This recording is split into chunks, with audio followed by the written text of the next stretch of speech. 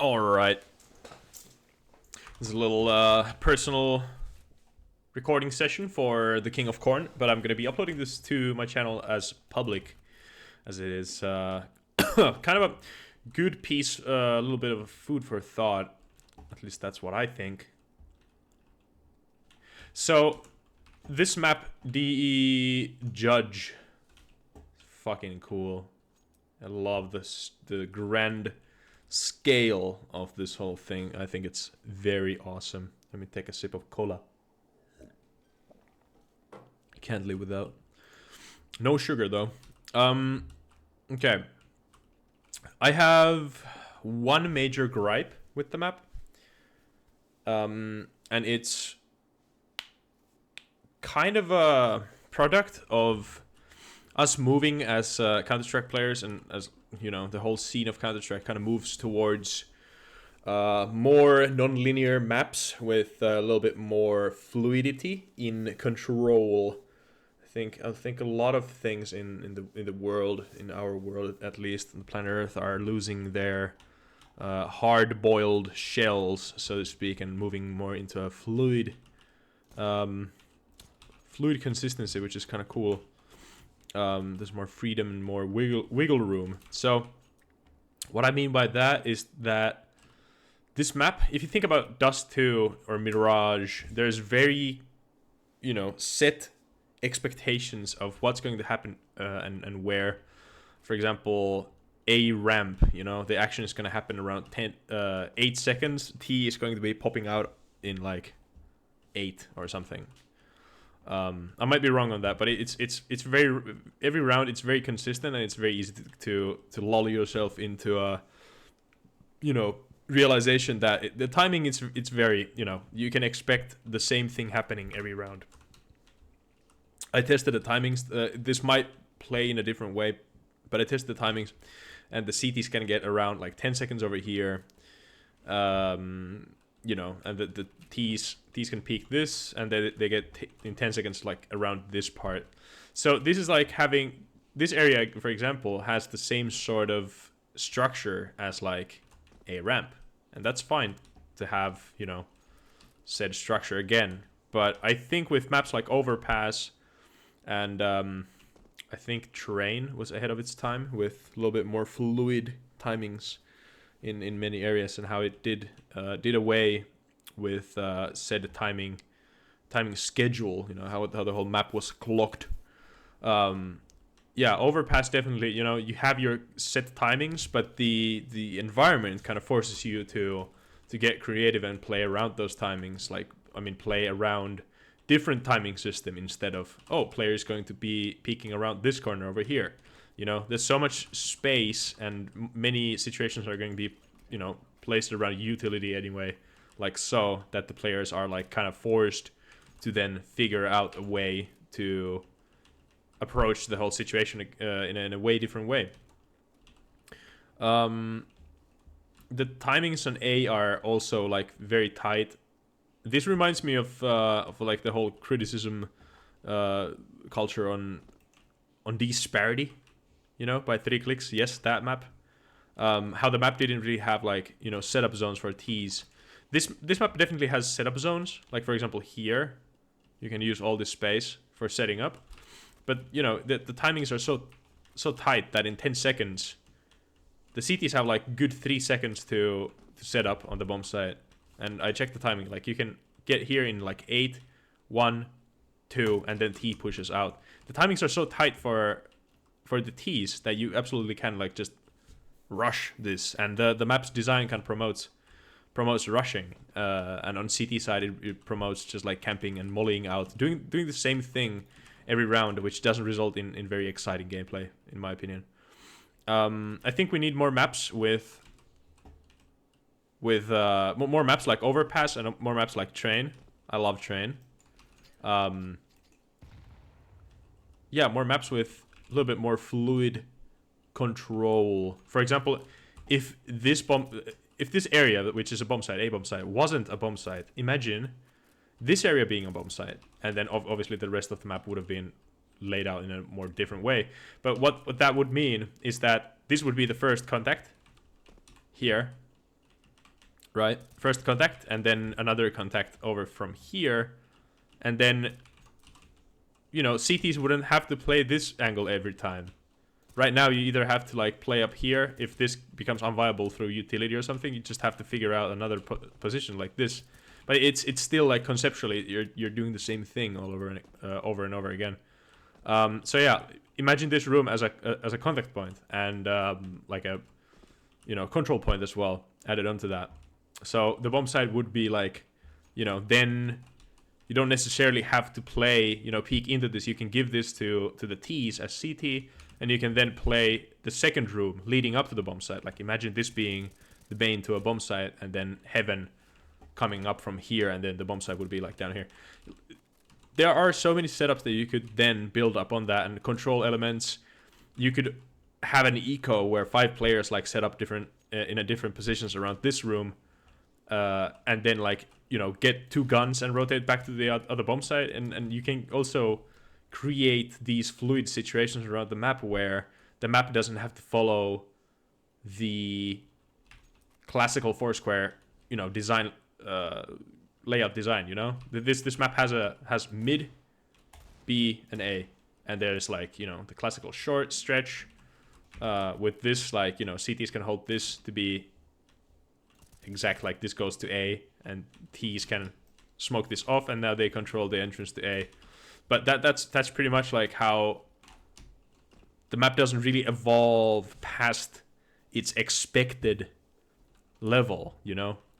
When you design something based on, you know, design pattern, you know, if you make, I'm trying to come up with a good analogy. If you make a bread dough, a dough for a bread from ingredients that are used in dough of bread, you know, you're gonna get a dough of, you know, bread dough. And here, if you cook up with the ingredients that are for a classical 4v, you know, Foursquare map design, then you're going to get a classical 4v, I mean, for Clover map design. And bread is good, and 4 square designs are also good. And if you want classic good old Counter-Strike, then that's it. But I think that we've seen it so many times. I think it's time to get a little bit more fluid with your maps. I really enjoy, now to a couple of the things that I enjoy. The structuring is fucking cool. I love the new tools that we have. It's so easy to make stuff like this. Easy to make stuff look good as well. Lighting is very good. Everything is very well lit. This is also cool that you have some, like, quality of life things, like removing the spot from here. I think the scaling and the timings, I wish I was this good at, like, setting up timings in my map. I always make, like, a little bit too big maps. And then I suffer for months and months of work on trying to make those maps, set maps, like, a little bit smaller so that they work under the time constraints of Counter-Strike. If it was any other game, I could probably get away with having a little bit more, you know, larger map. But this map, even though the scaling looks large, don't let that fool you. The map is not huge. It's definitely not like a very huge map. There are very wide open outside areas, but this is, like, you know, classically in any CT position that you have in your map, you're going to have some space. Except if you are DE light, you're going to have very tight CT spawn. Let me think of another map. Train has pretty big CT spawn. Hey, how about Tuscan? Tuscan has a very tight CT spawn. Anyway, I like these sightlines. Sightlines are very cool. This middle, like this take on the middle, I think it's very cool. It doesn't, you know, you don't give the T's much. You're kind of forcing them to peek from this certain angle, and then, you know, it's very mundane how you enter it. They don't get much to work with, but then again, they have this, like, lower here, and it promotes CTs on taking up a little bit more control than they would have. And I think this design on like this take on design in this area is very cool. Let me check the timings for that, actually. I probably took the worst path there. 10 seconds is around here. So this is the timing, okay. If I remember correctly, the 10-second mark is going to be when I'm down from the stairs and like peeking into that left side pathway. Yeah, down the stairs. Here. Okay, so that's very interesting. You can't expect to be having like a fight over here, and then, you know, you as a CT, if you're peeking this, then you're probably going to be met with a terrorist up here, just setting up. But yeah, that's one of the things that I'm like kind of scared, that the map is just becoming too rush heavy, and it's not really giving like that fluidity to spaces that Counter-Strike map making really needs, or like, you know, upcoming Counter-Strike levels really do need more. Sometimes more is less. This time we need less controlled shit, more simple fluidity in conceptual areas, I guess. But yeah, I didn't really see anything like all these comments, all this criticism is like added on to what would be like theoretically the thing that I would want to see more. The map doesn't really have any like red flags in my opinion. Yeah, and I cannot, you know, see any poor visibility. I don't like speculating on small little things, like for example, like this crate is a little bit too high. Like I think that's counterproductive. I think at the end of the day, anything can play well, and players will always like adapt to holding in a different way. Like for example, if this position was like a little bit too low, this crate is like, it's not covered like this. Well, move away a little bit more and crouch behind it, and then the perspective is going to give you another angle, you know? It's like players are, I think that's kind of counterproductive, I think. Yeah, and I'd say that the bomb sites are a little bit one-dimensional. I keep quoting him called Dyneri, who criticized my map-making skills back in the day, and he said, I made a bomb site like this, you know? And then he said to me, he was like, why do you make your bomb sites like this? And from that day onward, I've been always thinking about my bomb sites as like, would Dyneri critique my bomb sites as, you know, doing one of these again? Yeah, maybe try tying it into the level somehow. Like, you could have a fun bomb site on the stairs like this. You could plant the bomb over there, and then you could have some like fun, you know, a crate on the bomb site, like on the stairs like that, and then you could have some fun fights. Maybe like jumping from the crate onto another big box in the middle. It's just something like that. I think these sorts of like thinking outside of the box, really trying to shoehorn some gameplay onto like never before seen element. I think every bomb site in CS is very flat, and you know, I think the best gameplay happens on flat surfaces most of the time. But then again, like verticality, you can have some flat space, but then again, you can also leave some like fun stuff to the bomb site. Those are just couple things. I was really trying to think like a good approach to this bomb site earlier.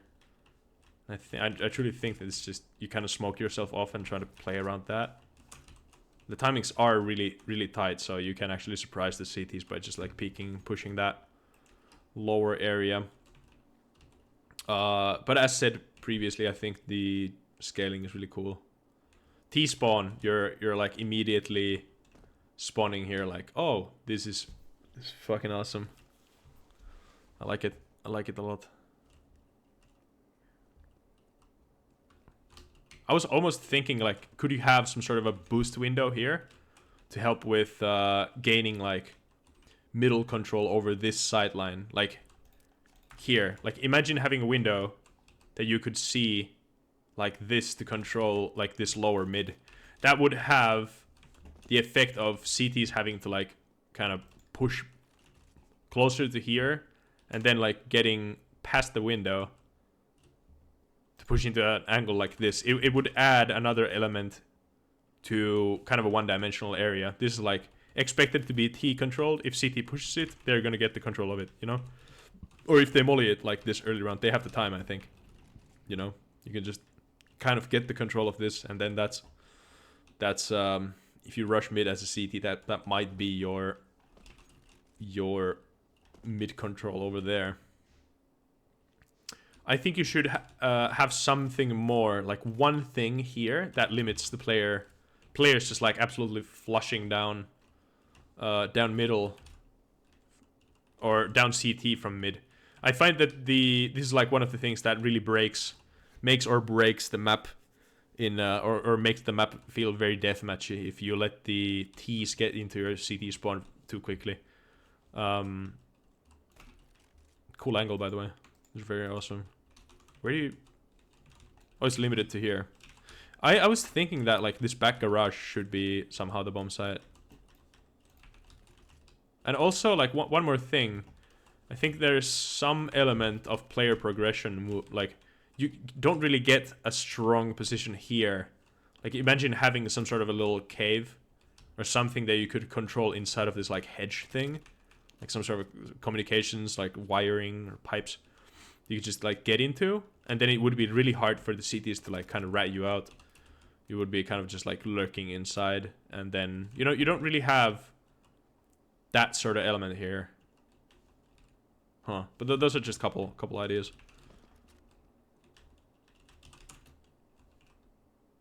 See, the progression from CT looks really good.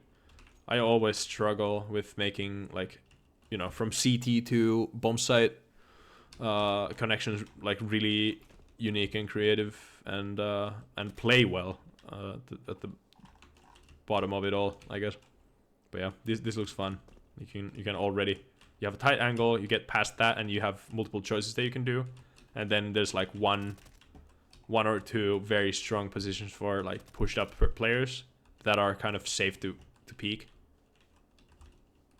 Now that I'm thinking of it, maybe like just a teeny tiny thing over here, like a pole or something that you can actually, you know, this player, it's like player here who wants to clear you out once you have reached this wall. Maybe he has to like overextend himself a little bit more, and also it would help from getting spotted from bomb site if you're just like kind of a little bit more covered to peeking that. It's like one little thing. This is really cool how tight this is. This is very nice how many positions you have in the corners.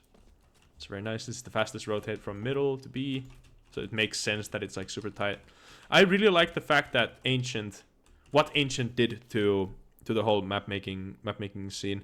I really think that Ancient really brought like a newer map scale. It set another standard for like how tight areas can be. Think of like cave on Ancient on like, you know, B side. It's a super tight area. The openings are like 80 units wide or something, and there's not much you can do within like 80 units. It's like this wide here, you know. You're kind of stuck into just like pushing through it. So I really like the fact that those are okay now as well. Like previously, if you were, you know, kind of trying to design something like that, you would have been just like met with criticism. Oh, this is too tight. This is impossible to do. And then right now you can just pinpoint like, hey, Ancient does it, and it's the most played map of the whole, you know, map pool on the majors, like last majors. Then, you know, what's up with that? Then, you know, I also like the nostalgic van being here. I love this prop. You can see legs from down here. That's not necessarily a criticism. I just wanted to point out, if you're aware, that's actually designed to be that. But yeah, this is really cool. Overall, I think 19 minutes, 20 minutes, that's good for feedback.